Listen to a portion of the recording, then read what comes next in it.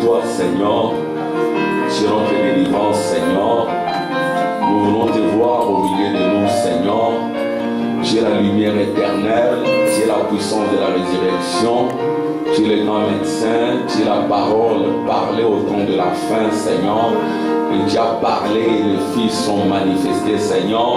Tu as parlé, Seigneur, oh Dieu, ta gloire est descendue. Tu as parlé, Seigneur, nos cœurs ont écouté et nos cœurs sont venus, Seigneur, pour être ramenés à toi, Seigneur. Je t'abandonne l'église tout entière, du début jusqu'à la fin, Seigneur. Mets ta main sur chacun de nous, mets ta main sur cet instant, mets-moi de côté, Seigneur, et parle à chacun de nous. Nous voulons quitter cet endroit, Seigneur, comme les deux disciples sur les chemins de maïs, alors qu'ils avaient un long trajet à parcourir. Ils avaient, Seigneur, des problèmes, oh Dieu. Ta présence a fait que, Seigneur, les problèmes soient résolus. Ta présence a fait que, Seigneur, oh Dieu, ils voient ta main dans toutes les situations, qu'il en soit ainsi, Seigneur. Nous voulons te voir, Seigneur, brisant les pains, donnant les vins, et nous quitterons cet endroit en disant nos cœurs brûlent au-dedans de nous, alors que tu nous parlais. Bénis tes enfants, ramène les rétrogrades,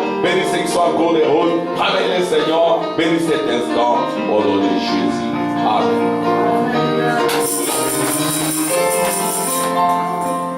Amen. Que Dieu bénisse. Amen. Nous allons prendre nos Bibles. Je ne saurais pas projeter. Je vais peut-être lire. Il y en a qui ont l'air Bible. On peut projeter, on ne sait pas projeter. Donc, je vais juste lire. Nous allons nous lever pour lire la parole.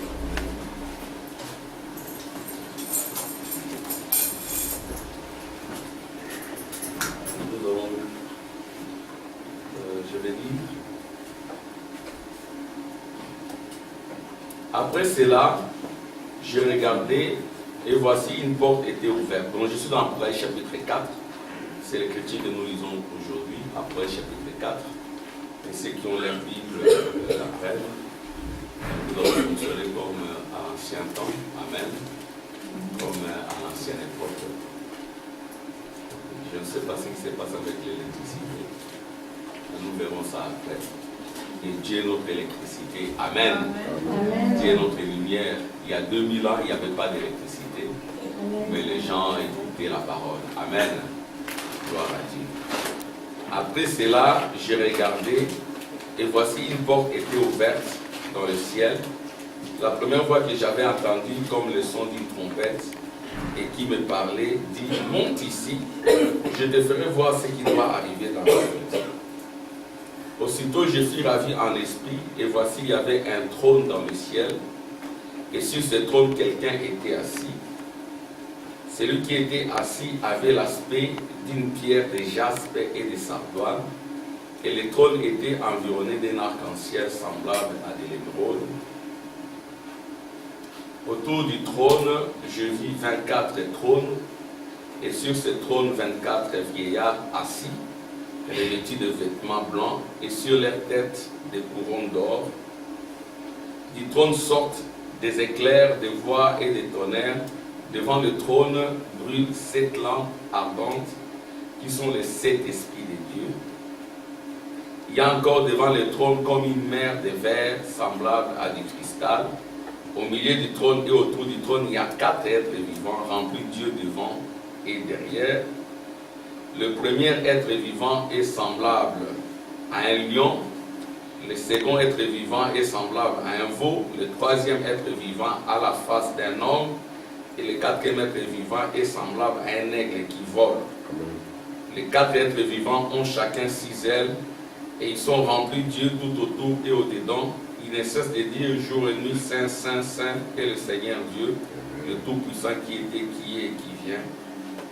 Quand les êtres vivants rendent gloire et honneur et action de grâce à celui qui est assis sur le trône, à celui qui vit au siècle des siècles, les 24 vieillards se prosternent devant celui qui est assis sur le trône, et ils adorent celui qui vit au siècle des siècles. Ils jettent leur couronne devant le trône en disant, tu es dit notre Seigneur et notre Dieu de recevoir la gloire et l'honneur et la puissance, car tu as créé toutes choses et c'est par ta volonté qu'elles existent et qu'elles ont été créées. Amen. Amen. Seigneur, ajoute ton onction de ta parole, ton intelligence à la de cette parole au nom de Jésus. Amen.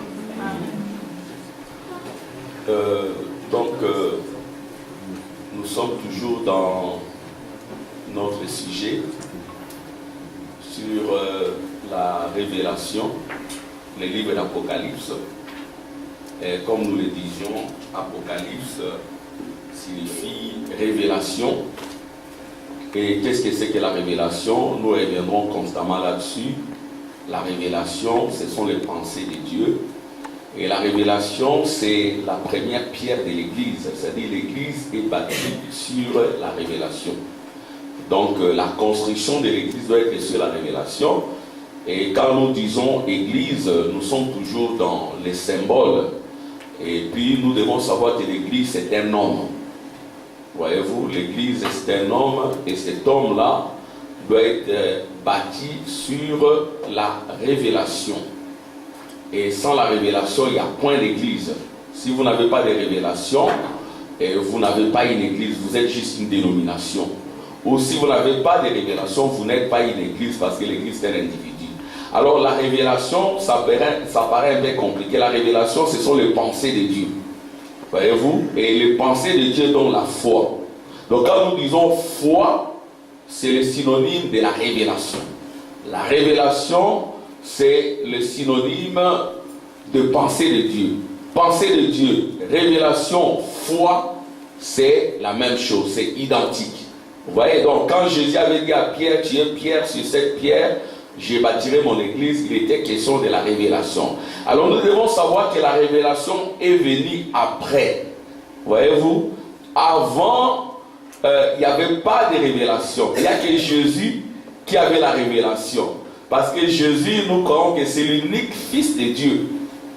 Il n'y a qu'un seul Fils de Dieu engendré. Et à l'époque, en Galilée, il n'y avait qu'un seul Fils de Dieu. Son nom était Jésus. Les autres, ils attendaient que Jésus les ramène par la révélation pour que le corps du Seigneur, le corps de notre Dieu, soit rempli de beaucoup de fils. Parce que Dieu, il n'avait qu'un seul fils. L'unique fils de Dieu engendré, c'est Christ Jésus. Et nous tous, nous ne sommes pas des fils de Dieu engendrés. Pourquoi? Parce que nous sommes nés en dehors de la volonté de Dieu. Il n'y a que Christ Jésus qui est né sous la volonté de Dieu. Il y avait d'abord Adam. Adam est né sous la volonté de Dieu. Dieu l'a créé directement en disant créons l'homme à notre image et à notre ressemblance. C'était Adam le premier fils de Dieu. Et après Adam, il n'y a eu que les fils du diable. Parce que tous ceux qui sont nés, ils sont nés en dehors de la volonté de Dieu. C'est-à-dire que quand ils mouraient, ils allaient en enfer. En fait, ils allaient dans le séjour des morts. Tous sont allés dans le séjour des morts. À partir d'Adam jusqu'à Moïse, même Moïse est allé dans le séjour des morts. Tous sont allés dans le séjour des morts. Même Abraham est allé dans le séjour des morts. Et le seul fils qui devait venir pour ramener tous ceux qui étaient dans le séjour des morts, c'était le fils de la révélation. Et ce fils-là, c'est Jésus, l'homme de Galilée. Et lui n'est pas né comme tout le monde. Voyez-vous, Adam, il est le seul qui a été créé directement par la parole. Créons l'homme à notre image et à notre ressemblance. C'était le 6e jour. Et Dieu est esprit. Nous avons expliqué, amen, ce qui s'est passé dans Genèse.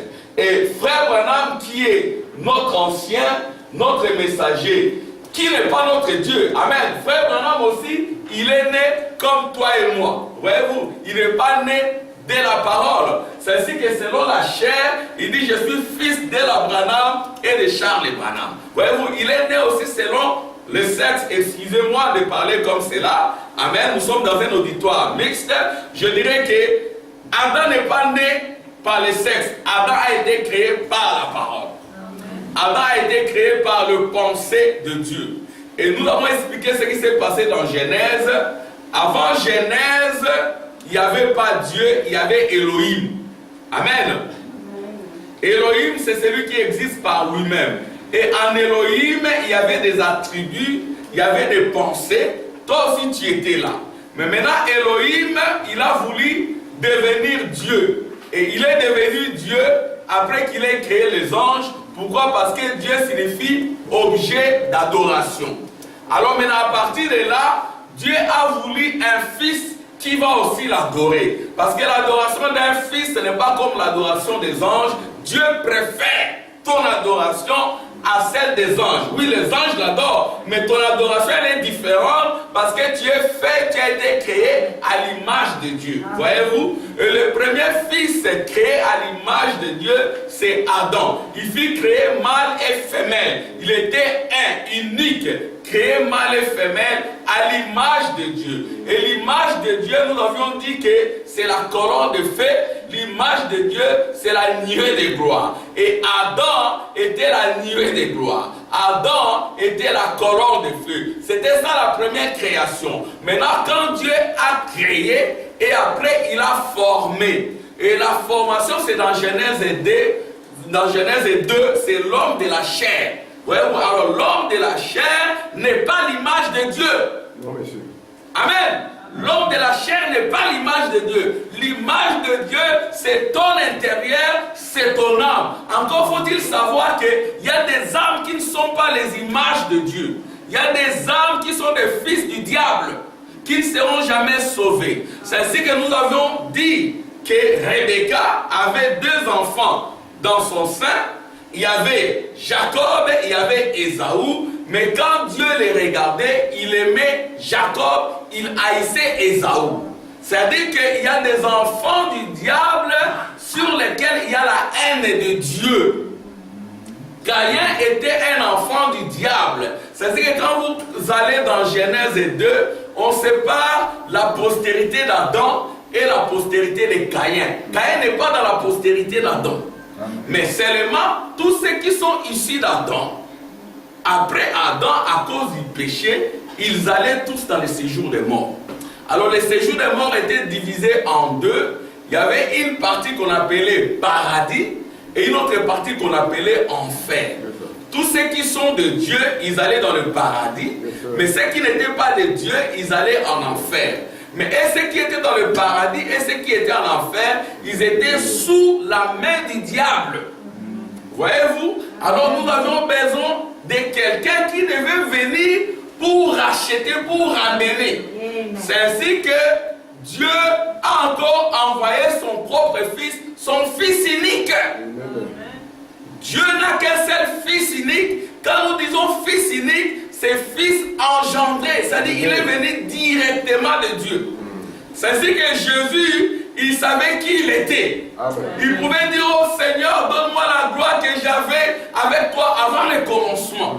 Jésus savait qui il était, il avait la foi parfaite. Amen. Et la foi parfaite, ce sont les pensées de Dieu. C'est-à-dire que Jésus n'avait pas perdu les pensées de Dieu.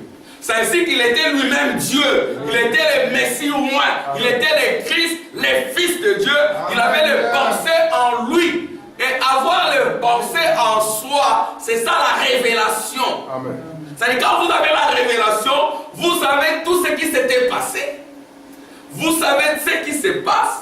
Et vous savez ce qui se passera. Parce que Dieu vous les révèle. C'est ainsi que Jésus disait, je ne fais rien de moi-même. C'est mon Père qui me les révèle. Et le Père, c'est le Logos. Alléluia. Amen. Le Père, c'est le Logos. Et le Logos donne les pensées, la révélation. Il a donné à Adam, mais Adam a tout gâché. Parce qu'il a suivi sa femme. Alors Dieu a regardé, qui enverrai-je? Il est descendu lui-même sous la forme d'un fils, Jésus. Amen. Amen. Et puis il a payé le prix, il a payé son sang. Amen. Il a versé le sang.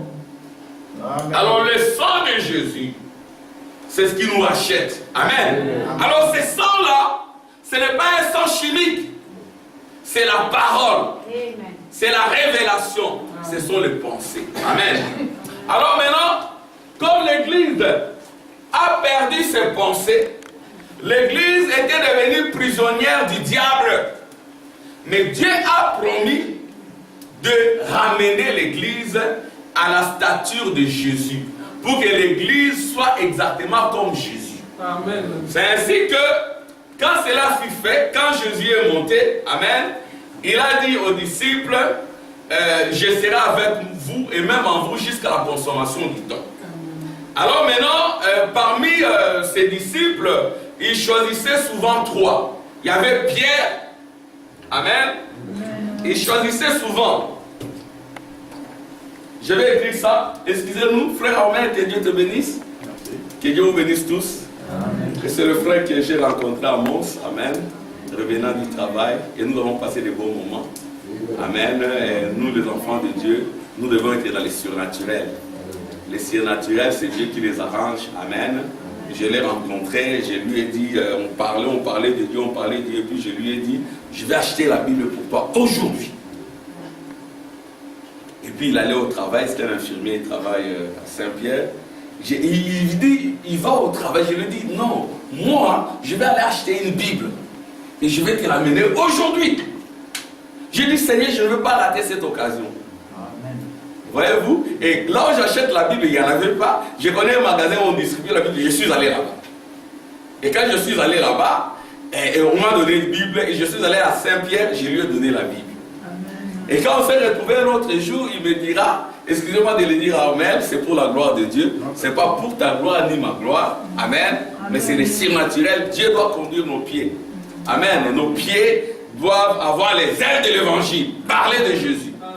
Dans le temps, on a parlé de Jésus. Amen, frère Amen. Il y avait un blanc à côté, il était intéressé. On a parlé ensemble. J'ai pris son adresse. Faites l'évangélisation. Nous avons reçu le pensée de Dieu. Nous devons prophétiser comme des aigles. Là où se trouvent les aigles, là où se trouvent les corps, là s'assemblent les aigles. Amen. Je suis allé, je lui ai acheté la Bible. Je lui ai donné la Bible. Et cette Bible-là, moi je voulais acheter, on me l'a donnée gratuitement. Je la lui ai donnée. Un autre jour, on se rencontre, il me dit, moi j'avais prié Dieu. Hein, frère Armel? Frère Armel me dit, je priais Dieu pour rencontrer un pasteur qui me donnera la Bible. Ça m'a étonné. Seigneur. Alléluia. Amen. Dieu est vivant, Dieu existe. La chair veut vous convaincre, veut vous dire que Dieu n'existe pas. Il veut vous faire taire pour que vous ne... Dieu existe, il faut simplement lui parler. Amen. Il faut simplement lui parler. Quand vous lui parlez, Dieu montre des visions. Amen. Alléluia. Dieu exauce. Amen. Alléluia. Amen. Dieu écoute. Parlez-lui. Le diable va fermer votre bouche. En bon français, le diable va scotcher votre bouche. Amen. Ne parlez pas. Et quand vous ne parlez pas, ce sont les pensées de la chair qui vont parler. Les pensées du diable. Alléluia. Amen. Le pensée de Dieu, c'est la révélation. C'est ça la vraie foi.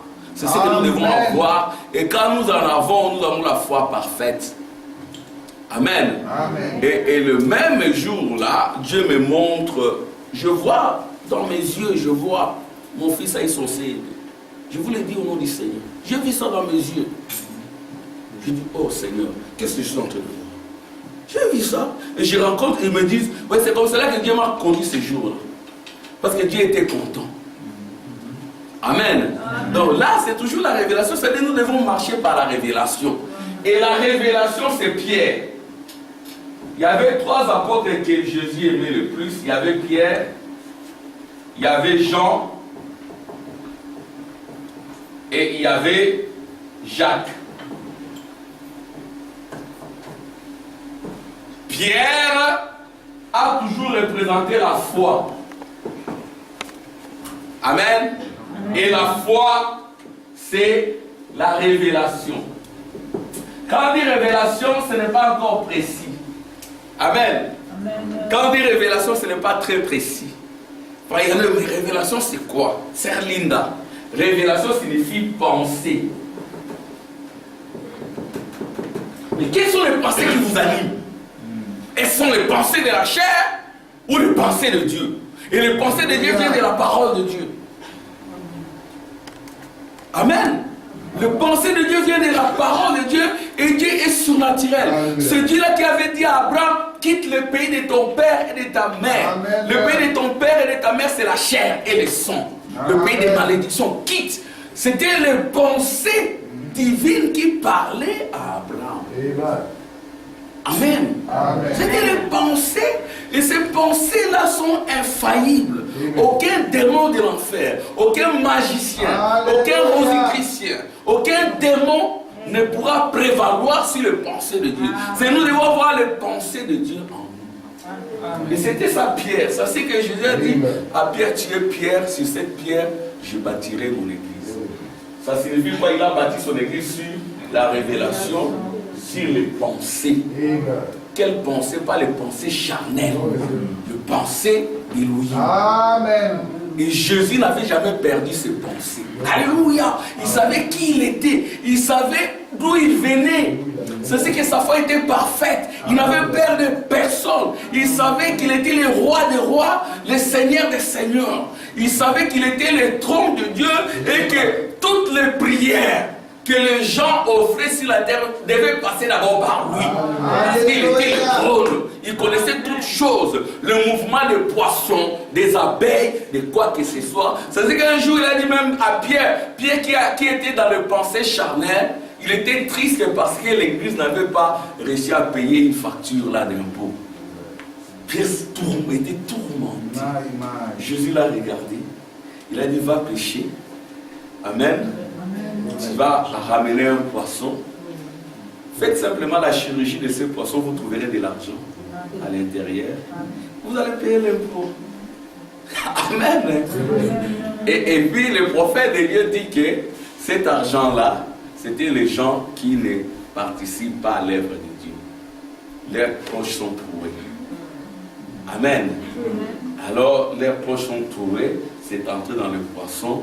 Alléluia. Nous parlerons de tout cela. Amen. Il y a la révélation, la foi, les pensées. Et puis il y a, quand vous avez les pensées de Dieu, ça donne l'ordre dans votre vie. Ça met de l'ordre. Amen. Amen. Les pensées de Dieu mettent de l'ordre. Vous marchez maintenant dans l'ordre. Vous n'êtes pas une Jézabel. Amen. Une Jézabel, c'est celle qui montre tout son corps. La nudité, c'est ça le péché. Si peut-être vous l'étiez, vous cessez de l'être. Vous comprenez que la nudité, je dois me couvrir. Amen. Amen. Ça c'est des 1. De 2, ça chasse le nicolaïsme. Le nicolaïsme, c'est la dictature, c'est Lucifer. Tu veux toujours dominer sur les gens. Même moi, ici, frère Tim, nous tous, nous ne devons pas dominer sur vous. Amen. Amen. Vous devenez une église dominatrice, des pasteurs dictateurs qui intimident.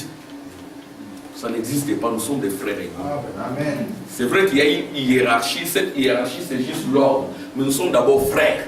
C'est ça l'enseignement des frères Branham. C'est ce que frère Branham, on l'appelle toujours frère Branham. Il serait peut-être notre grand-père arrière. Amen. Mais nous l'appelons frère Branham. Lui, il est venu restaurer la fraternité, l'égalité. Ça met de l'ordre. Amen. Ça enlève le banalisme, c'est-à-dire que l'impudicité, l'immoralité, ça arrête cela. Amen. Ça met de l'ordre dans votre vie. Et cet ordre-là, quand il est, vous verrez que l'ordre entre dans votre vie. Vous cessez d'être un mondain, pas par vous-même, par le pensée. Il y a des pensées qui vont vous dominer. Et Dieu va commencer à vous parler. Ma fille ne fait pas ça. Alléluia. Vous recevez l'intelligence et la sagesse divine. Et Dieu va vous faire marcher. Ne va pas là-bas, va là-bas, tu vas faire ceci, tu vas rencontrer telle personne, fais ceci. Dieu vous parle, Dieu parle, Dieu n'est pas muet. Oui, c'est Dieu là qui parle.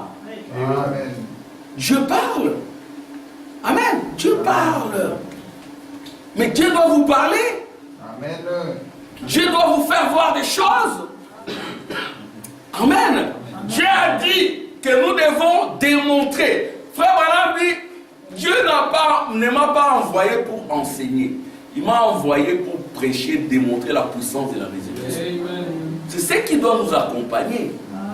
C'est comme encore le vendredi. Je faisais une démarche pour une sœur qui doit venir ici. On me dit, tu n'as que 30 minutes. C'est Dieu qui m'a parlé. Va dans l'internet, tu as un message. J'ouvre le message. Je téléphone, on me dit, tu n'as que 1 heure ou 30 minutes. Si tu ne le fais pas, on annule l'inscription de cette dame-là. Elle reviendra simplement l'année prochaine.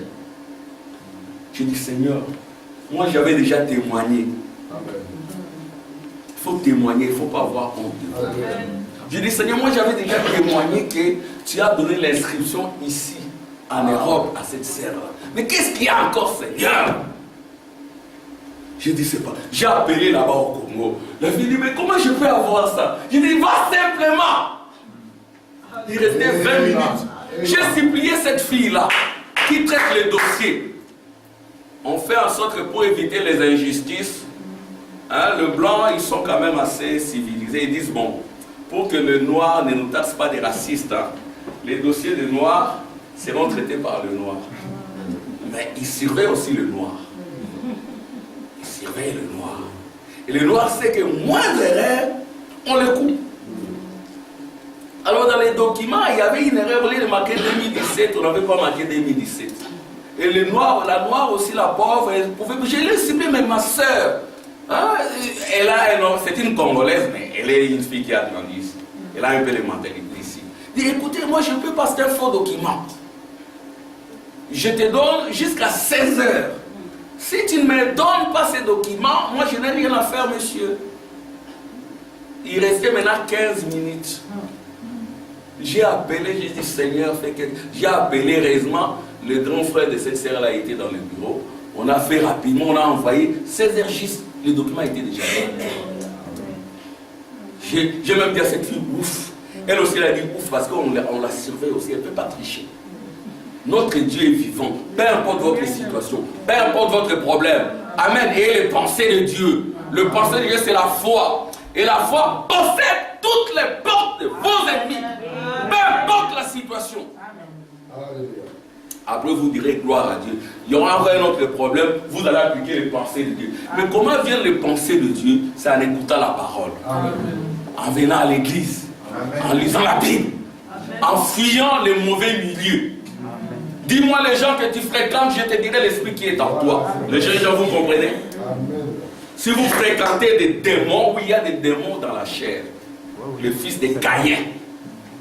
Les fils de Caïn, excusez-moi de le dire, ils sont tournés vers la chair. Alléluia. Mais nous sommes tournés vers le pensée de Dieu. C'est ça la foi, c'est ça la révélation. Nous devons en avoir. Moi aussi, je dois en avoir. Je dois me consacrer. Comme hier, j'ai eu tendance à ce que les enfants, je les surveille avec le football, je les surveille. J'ai mis la bande du prophète à la maison. Amen. Pour qu'on ne soit pas distrait dans des adorations inutiles. Amen. On se prépare pour la journée d'aujourd'hui. Et ça, c'est la foi que nous devons prêcher. La foi qui a été transmise au sein une fois pour toutes, pour que les croyants soient victorieux. Amen. Un croyant doit être victorieux, exactement comme Meshach, Shadrach, Abednego. On les a plongés dans la fournaise ardente, ils sont sortis vainqueurs. Ça, c'était dans l'Ancien Testament. Daniel était versé dans la fosse aux lions, les lions n'ont pas pu les dévorer. Jean qui a reçu la révélation, on l'a mis dans une marmite. Enflammé, il n'est pas mort. Nous sommes de la même génération et de la même lignée. Amen. Ça, c'est la foi qui introduit l'ordre. Quand Dieu voit que vous avez les pensées venant de lui, quand il voit qu'il y a des ordres, alors Jean vient. Jean, c'est l'amour. Amen. Ça dit, cet amour-là, c'est Dieu lui-même. Dieu, il descend en toi, il s'incarne. Et tu deviens le trône de Dieu. Amen. Voyez-vous? Et cela est venu quand? Cela est venu quand Jésus est monté. Amen. Il a dit aux trois ici, Pierre, Jacques et Jean, il y en a parmi vous qui ne vont pas mourir. Ils vont voir ma venue. C'est ainsi que c'est Jean, l'amour de Dieu, qui a eu cette révélation. Alors nous avons vu que Jean a été enlevé. Amen. Pour qu'il voie toutes ces choses, il a été enlevé. Amen, maman Angèle. Jean a été enlevé. Amen, dans la révélation. Alléluia. Dans les pensées de Dieu. Amen, sœur Cindy. Nous avons parlé de l'enlèvement. Nous avons dit que l'enlèvement doit nous être révélé. Les prophètes de Dieu diront, nous n'attendons pas l'enlèvement, mais nous attendons la révélation. Alléluia. La révélation de l'enlèvement. Amen. Et l'enlèvement de l'épouse, c'est quoi? C'est les raptures. En anglais, nous disons ça en anglais parce que le français, ce n'est pas une langue précise. Hein? Le français, c'est une langue qui est un peu esclave. C'est qu'on utilise souvent le terme précis d'anglais. Rapture qui n'est pas quotable. Ouais, quand nous sommes venus dans l'évangélisation, nous disions je serai enlevé. Oui, nous serons enlevés. Ça veut dire quoi? Ça veut dire que Sœur Hortense sera à l'église et tout d'un coup, on voit que Sœur Hortense a disparu. On regarde là, et Frère Mars a disparu. On ne voit pas Frère Mars. Et puis Joël et ses enfants commencent à pleurer. Nous allons rentrer comment? En Anvers. Papa était enlevé. Ça, ce n'est pas intelligence. Dieu ne traite pas comme ça. Alléluia. Hein, Isaac, tu commences à pleurer, mais tu vas à Frère Tim, tu peux me ramener en Anvers? Je ne peux pas parce que les places sont limitées. Il regarde à l'Orient est enlevé, il y a une place. Et Frère Tim reste. Ce n'est pas normal ça. Ce n'est pas l'enlèvement que le prophète a prêché. Le prophète a prêché les raptures. Alléluia. Les raptures, c'est l'enlèvement des gens. Amen. Le type d'enlèvement des gens, c'était quoi? Il souffrait à l'île de Patmos. Il était là dans la chair en train de souffrir. Mais son âme a été enlevée. Amen. Il était là un prisonnier, sœur Linda. Un prisonnier des Romains. Il était là, mais son âme a été enlevée dans la gloire. Il a vu le passé, les âges des églises. Là, il a vu un homme qui marchait au milieu de cette chandelier. C'était vous. Il avait la forme d'une femme. C'était Jésus. Ça, c'est ce que nous avions vu. Nous avons vu les âges des églises. Et vous allez développer cela. Il y a la prédication des âges des églises. Amen. Et après, maintenant, au chapitre 4. Parce que, frère Armel, nous sommes en train de voir les livres d'Apocalypse. Nous avions dit que les livres d'Apocalypse est divisé en 3 parties. La première partie, c'est les âges des églises. Du chapitre 1 au chapitre 3. Amen. Amen.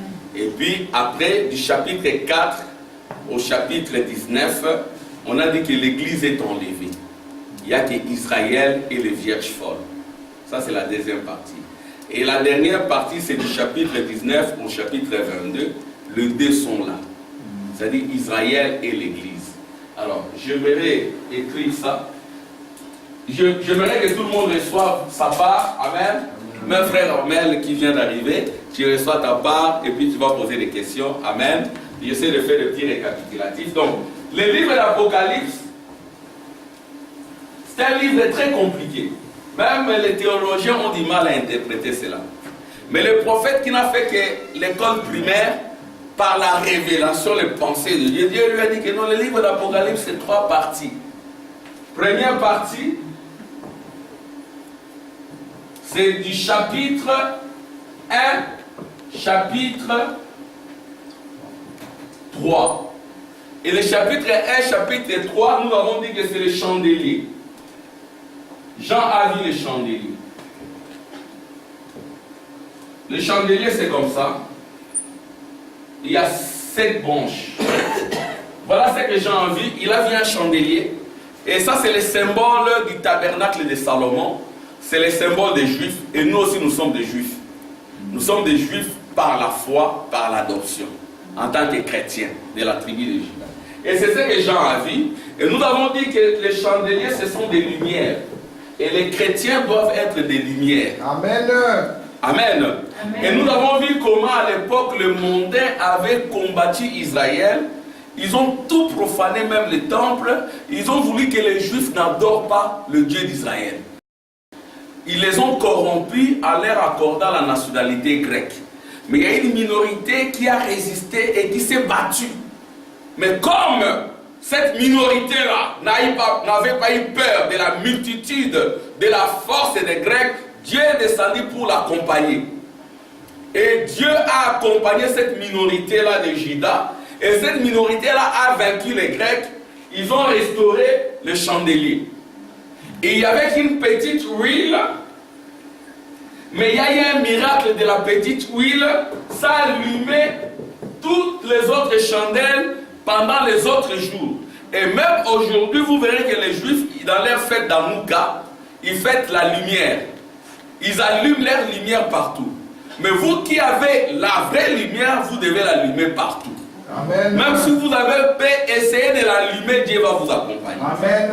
N'ayez pas peur de la multitude, n'ayez pas peur des puissants, n'ayez pas peur des injustes. Amen. Amen. Ça, c'est la première partie.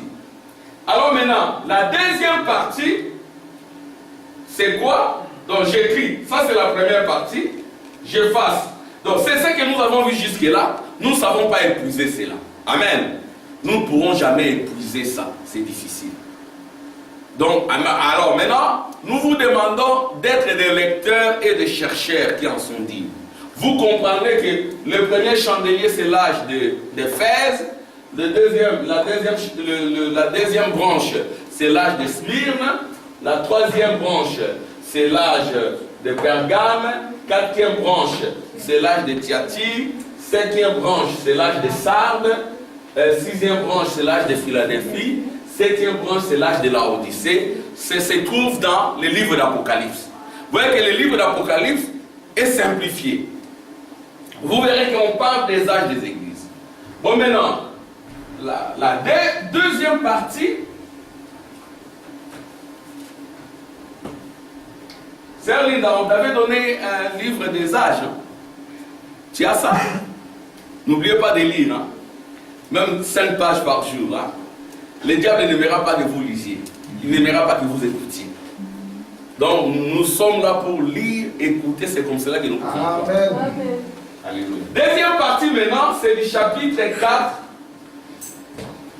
C'est du chapitre 4 au chapitre 19. Non, au chapitre, bon, je peux dire au chapitre 18. Alors maintenant là, qu'est-ce qu'on voit? On voit les trônes. Alors, ce trône-là, il est comment? Sur ce trône-là, il y a quelqu'un qui est assis. C'est Dieu lui-même qui est assis sur son trône. Alors, tout autour du trône, il y a 4 êtres vivants. Amen. Alors, j'aimerais lire avec vous ce qu'on voit dans le trône. Prenez vos Bibles, lisez cela avec moi. J'aimerais lire avec vous ce qu'on voit autour du trône.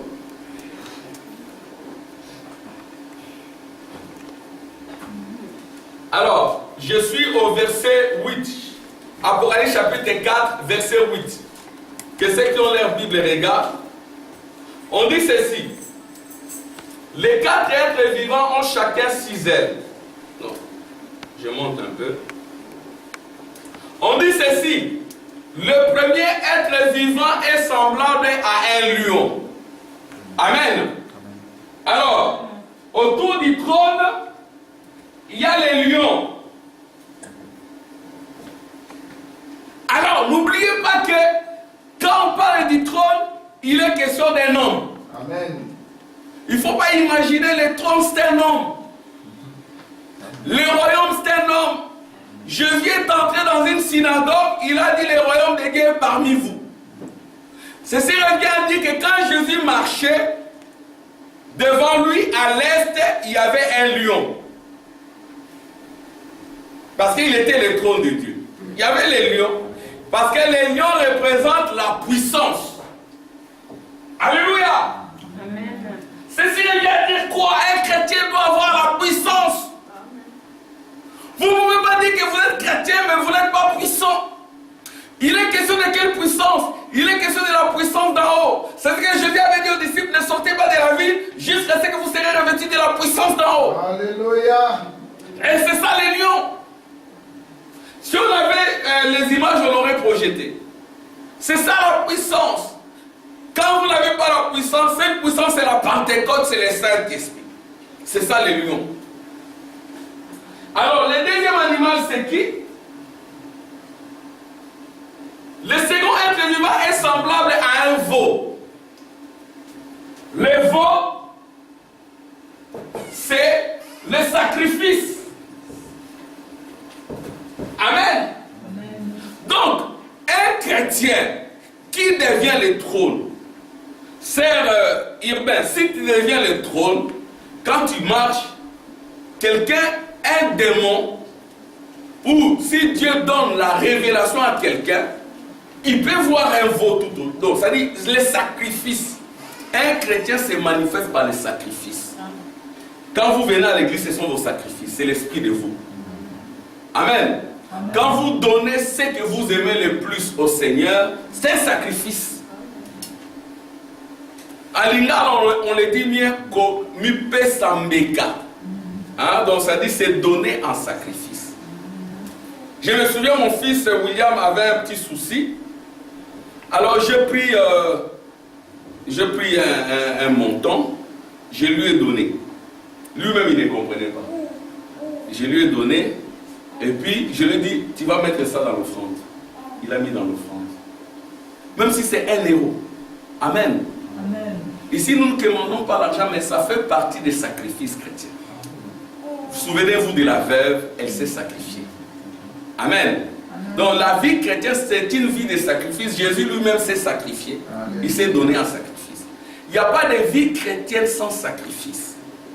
Un frère Ahmed, tu as quitté Mons qui est venu ici, c'est un sacrifice. Amen. Et Dieu regarde à ça. C'est-à-dire le trône est protégé par des sacrifices. Amen. Quand tu pries là, tu te sacrifies. Quand tu viens à l'église, c'est un sacrifice. Quand un frère Tim quitte très loin, il vient jusqu'ici, c'est un sacrifice. Quand vous quittez Anvers, Louvain, vous venez, c'est un sacrifice. Amen. Et il n'y a pas de vie chrétienne, c'est autant sans sacrifice. Amen. Parce que si vous ne voulez pas vous sacrifier, excusez-moi le terme, c'est le catholicisme. Voyez-vous, ils n'aiment pas beaucoup de sacrifices. Il y a des chrétiens qui aiment recevoir. Amen. Il faut aussi donner au Seigneur. Le premier sacrifice, c'est votre âme, votre corps et votre esprit. Vous dites, Seigneur, je t'offre mon corps, je t'offre mon esprit, je t'offre mon âme, je t'offre tout ce que j'aime. Souvenez-vous d'Abraham. Abraham, il avait un fils que Dieu lui a promis, Isaac. Dieu l'a testé. Il lui a dit, si tu m'aimes, donne-moi ce fils en sacrifice. Dieu l'a donné en sacrifice. Abraham a donné un sacrifice. Amen. Amen. Et après, Dieu lui dira, non, j'ai offert un agneau. Je vois maintenant que tu m'aimes.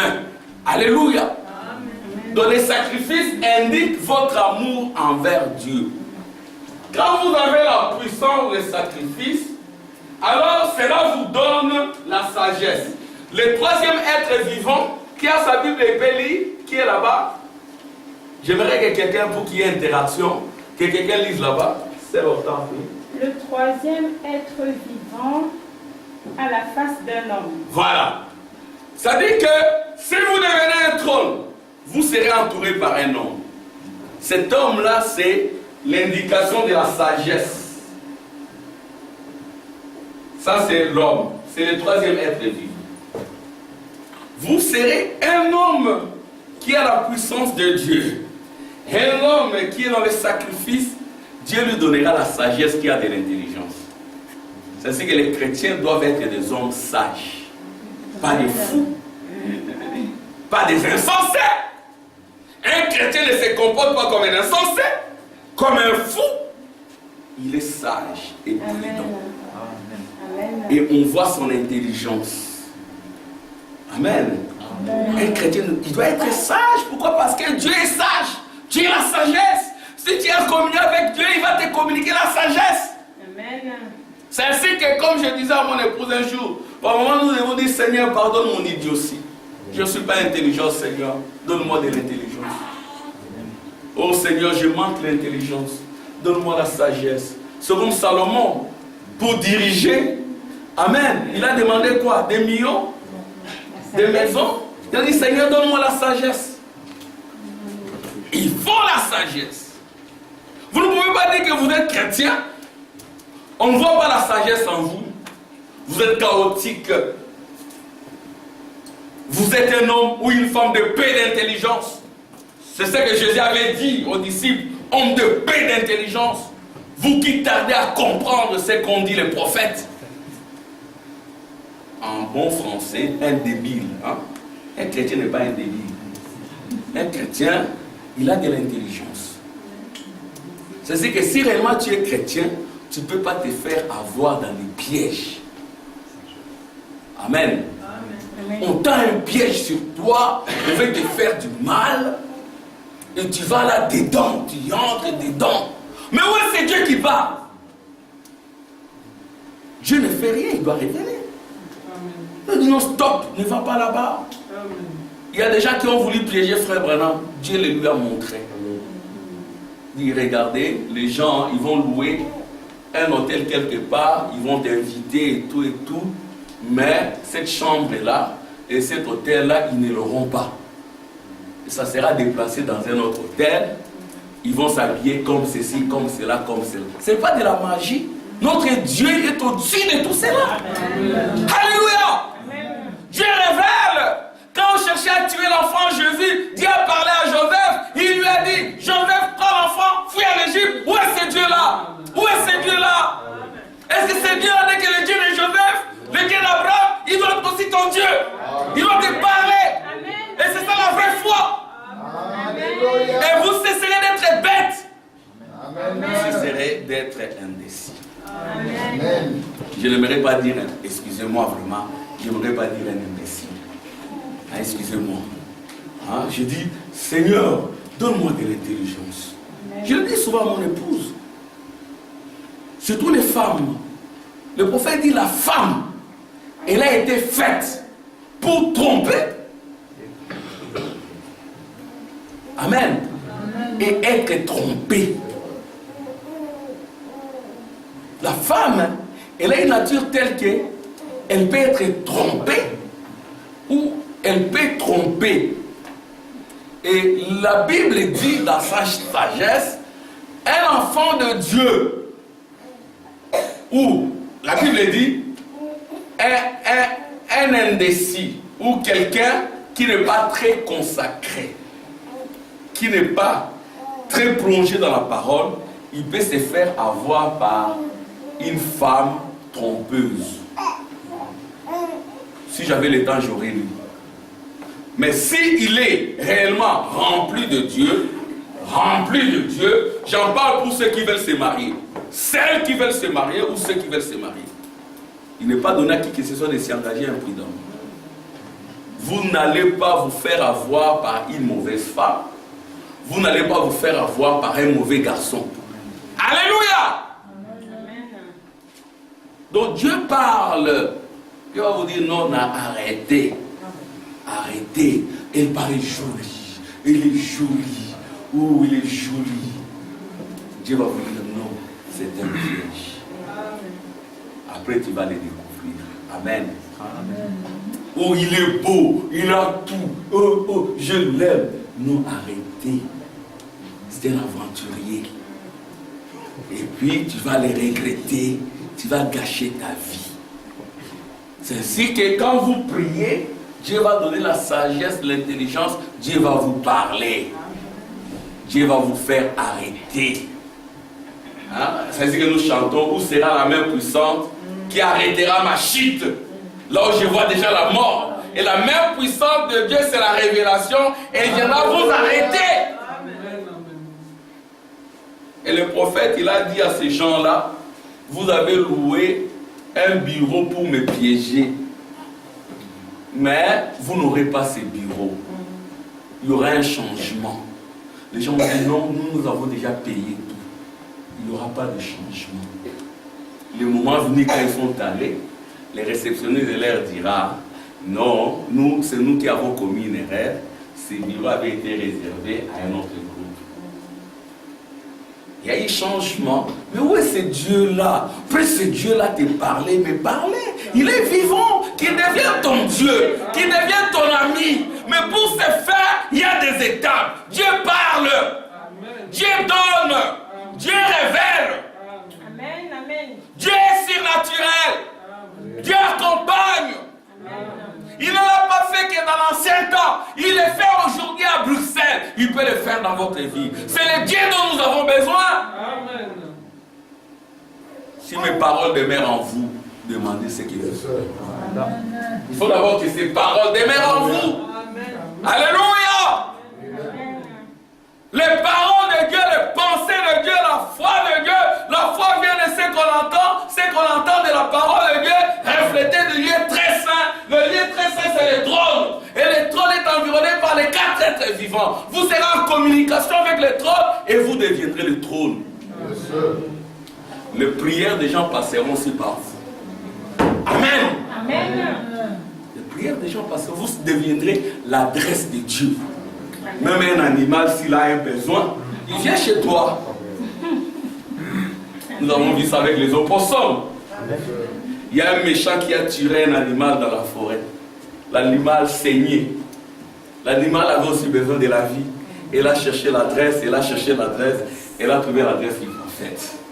Le prophète a dit, oh, c'est un méchant qui a voulu te tuer. Reçois ta guérison au nom de Jésus. Et l'animal a été guéri, il est retourné. Il a remercié, il n'a pas été ingrat. Nous vivons un temps où les gens seront ingrats, irréligieux, ayant l'apparence de la piété, mais régnant ce qui a fait à la force, fuis ces gens-là. Ici, nous avons reçu gratuitement, nous donnons gratuitement. Ce n'est pas donner 1000 €, vous aurez ceci. Non, ce sont des démons. Quittez ces gens-là. Ici, nous ne demandons pas d'argent. Amen. Amen. Nous ne demandons rien. Ceux qui sont ici, ils le savent. Et moi-même, je travaille. Frère Tim travaille. Travaillez aussi. Amen. C'est ça l'évangile que nous prêchons. Et puis, nous nous sacrifions. Amen. Moi, je me sacrifie. Quand je me sacrifie, si je paye juste mes dîmes et mes offrandes, point. C'est ça la partie taureau, la partie veau. Et Dieu me donne la sagesse et l'intelligence. Et Dieu, j'ai eu un miracle. Le frère Tim sera ici. Mon prof là, on dit toujours, il est dur, mon promoteur là, l'université de Mons. Il est dur, c'est raciste. Mais toi, comment tu es avec lui? Toi, comment tu es avec lui? Un jour, il m'a dit lui-même, je suis avec toi parce que mon papa a travaillé à Kisangani au Congo. J'ai dit, ça c'est Dieu. Et puis derrière, il m'a dit, je vais payer ton transport pour les Congo. Amen. Mais viens. Mais les amis noirs me disent, c'est un raciste. Moi, je ne vois pas ces racismes. Amen. Mais Dieu est vivant. Nous aimerions que vous ayez les savoirs chrétiens, vous ayez les savoir-faire chrétiens, les savoir-être chrétiens et les savoir devenir chrétiens. On ne doit pas simplement se limiter dans le savoir. Il faut aussi avoir ce savoir-faire et témoigner. Amen. Amen. Notre Dieu est vivant. Frère Branham, sa vie est faite du savoir, savoir-faire, savoir-être, le surnaturel, qu'il en soit de même pour chacun. Il y a la sagesse. Et le dernier être vivant, Sœur Hortense, que Dieu te bénisse, qui peut lire pour nous. Amen. Et le 4e être vivant est semblable à un aigle qui vole. Alléluia! Oh, merci Seigneur, acclamation pour le Seigneur. Il y a l'aigle. L'aigle représente quoi? L'aigle représente la révélation. Nous revenons à la révélation. L'aigle représente la révélation. Mais l'aigle, il vole très haut. L'aigle ne peut pas manger quelque chose de pourri. Jamais. Il chasse la nourriture fraîche lui-même. L'aigle, ce n'est pas quelqu'un qu'on bouscule, qu'on pousse, non. Déjà, ils grandissent comment? On les met sur un rocher, un haut rocher. Un haut rocher. Là, personne ne peut atteindre. C'est ainsi qu'un chrétien, il est très élevé. Alléluia. Amen. Très élevé. Dans les milliers de kilomètres. Et c'est là où la mère aigle élève ses aiglons. Il les place là-bas. Et dans le nid, il y a la peau d'animal. Et en dessous de la peau d'animal, il y a des épines. Je vais attendre des amens. C'est ça la sagesse de l'aigle. Amen. Il y a la peau dans le nid. Et en dessous de la peau, il y a des épines. Alors ça se passe comment? Quand les enfants sont encore petits, amen, la mère aigle est là pour veiller. Mais au fil du temps, le soleil s'élève. Le soleil sèche la peau. La peau disparaît, il n'y a que des épines. Et quand il y a des épines maintenant, les aiglons qui sont là, ils doivent apprendre à s'envoler eux-mêmes. Mais s'ils restent là, les épines vont les déranger. Amen. Amen. Alors la mère, elle le prend et puis le jette. Débrouillez-vous. Alléluia. Un aigle, c'est El Elohim, c'est Eloah. C'est lui qui vit par lui-même. Pourquoi il vit par lui-même? Pourquoi? Parce qu'il est lui-même Dieu. Amen. Vous êtes Dieu. Tout ce qui était en Dieu, Dieu l'a déversé en Christ. Tout ce qui était en Christ, Christ l'a déversé en vous. Amen. Vous avez la toute puissance, Sœur Cindy. Vous avez tous les millions de dollars. Tout l'argent du monde vous appartient. Mais Dieu l'utilise à bon escient. C'est comme Jésus, il connaissait là où se trouvait l'argent du monde. Même dans les poissons, dans les eaux, là, il savait. Mais il ne pouvait pas le prendre pour s'enrichir. Il ne courait pas pour les richesses du monde. On lui a montré la France. Le prophète dit que quand le diable lui a montré la terre, c'était des beaux pays du monde. La France, avec la Tour Eiffel, les États-Unis, le Japon, Taïwan, Corée du Sud, Belgique. Si tu m'adores, je vais t'offrir tout ça. Jésus a dit, arrière de moi, tu n'adoreras que Dieu. Il n'a pas voulu s'incliner, il n'a pas voulu avoir. Il savait que la terre lui appartenait. Il est le fils de l'homme, il est l'héritier de la terre. Et vous êtes des héritiers de la terre, des héritiers du trône, des héritiers de la conservation d'Abraham, des héritiers du trône de David. Vous êtes tous cela. Amen. Voyez-vous, et en ce moment-là, vous vivez par vous-même, c'est-à-dire vous devenez autosuffisant. Mais pour devenir autosuffisant, il faut devenir le trône. Amen. Quand vous êtes le trône, par l'esprit du lion, l'esprit de veau, le trône, votre trône sera protégé par la puissance de Dieu. Vous faites un mauvais songe, vous vous réveillez le matin ou le soir, vous ne ronflez pas sous la couverture, vous vous réveillez, vous priez. Amen. Amen. Les sacrifices, vous vous sacrifiez pour le Seigneur. La sagesse, Dieu va donner la sagesse et Dieu va donner la révélation des pensées de Dieu. Et c'est ce que Jean a vu dans la deuxième partie. Il a vu les 4 êtres vivants. Amen. Amen. Et qu'est-ce qu'il a encore vu? Avant de lire le prophète,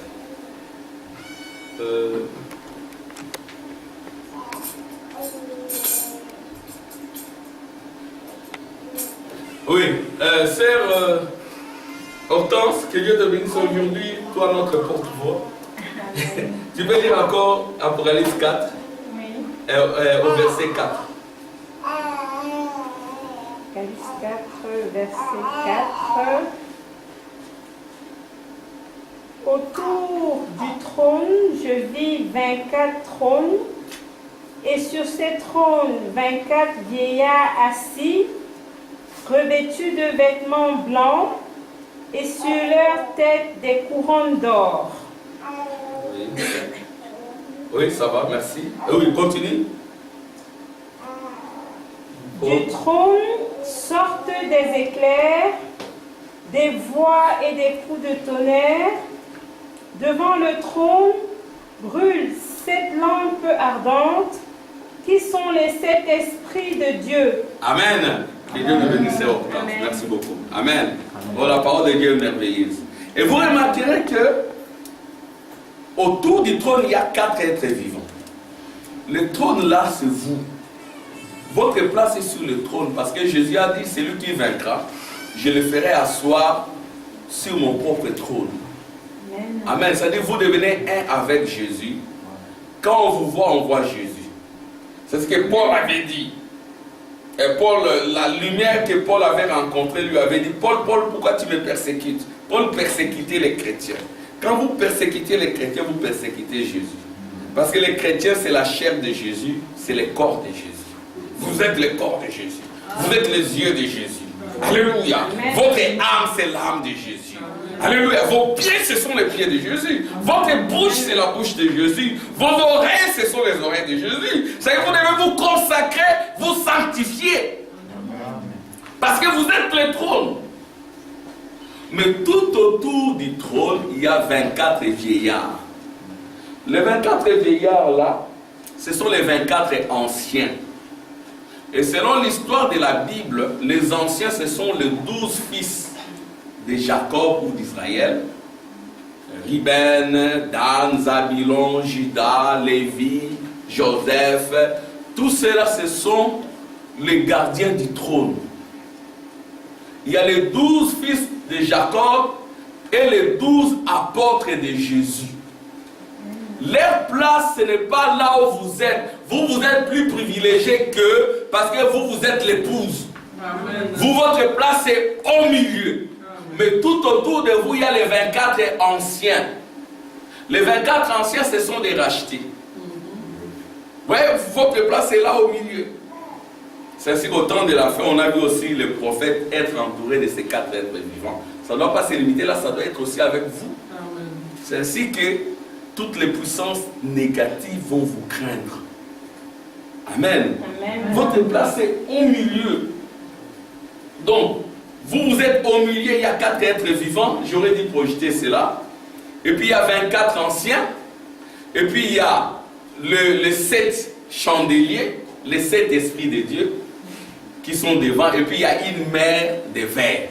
C'est-à-dire que pour arriver là, amen, ça commence par la porte de l'Est. Vous devez passer par la mer de cristal.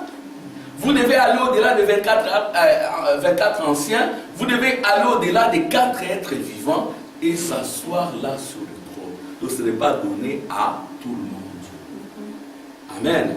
Amen. Je vais terminer juste en lisant la citation du prophète. Amen. Acclamation pour le Seigneur. S'il y a des questions qu'il faut nous poser, vous n'êtes pas n'importe qui, ne vous négligez pas. Dieu regarde à vous parce que vous êtes son trône. Il veut venir s'asseoir en vous. Amen, ça Cindy, elle va être en vous.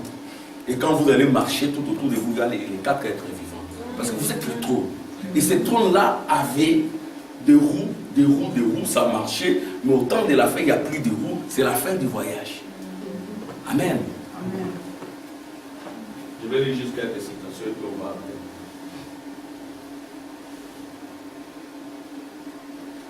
J'aurais dû projeter, mais on ne sait pas les faire.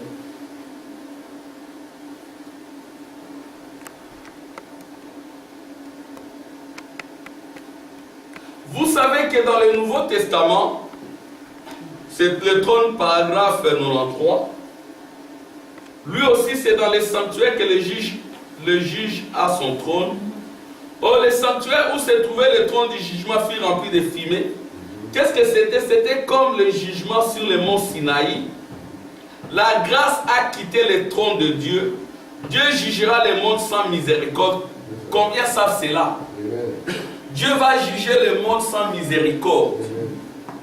Et Dieu va juger le monde par vous. Parce que ce sont les saints qui jugent le monde par votre vie. Amen. Amen. Il ne faut pas simplement prêcher une prédication. Il faut aussi vivre la prédication. Et quand vous vivez la prédication, vous devenez un jugement pour le monde. Alléluia! Amen. Dieu a cherché à Sodome. Abraham a intercédé. Est-ce qu'il y a 1000 justes? Non. Il y a 20 justes? Non. Il y a un juste? Non. Même Lot à Sodome était corrompu. Il était prêt à offrir ses filles. Parce que là-bas, il y avait des homosexuels. Ce qui s'est passé du temps de Lot se passerait également à l'avènement du Fils de l'homme. Où sont les justes? Mais c'est le sang, la parole qui vous rend juste. Il n'y avait pas de juste à Sodome. Et Lot, ce sont les anges qui l'ont fait sortir des forces. C'est-à-dire que vous, en tant que trône, alléluia, vous pouvez apporter la grâce aux autres. Vous pouvez intercéder. Voyez-vous, parce que Sodome et Gomorrhe étaient bonnes pour le feu. Mais il y avait un juste Abraham qui a parlé à Dieu et Dieu a écouté. C'est ce qu'il a dit que c'est vous, tout dépend de vous. Amen. Même les membres de vos familles, vous pouvez les racheter. Tout dépend de votre position. Soit c'est le jugement, soit c'est la grâce. Amen. Amen. Je dois m'arrêter là. Amen. Amen. Que Dieu vous bénisse.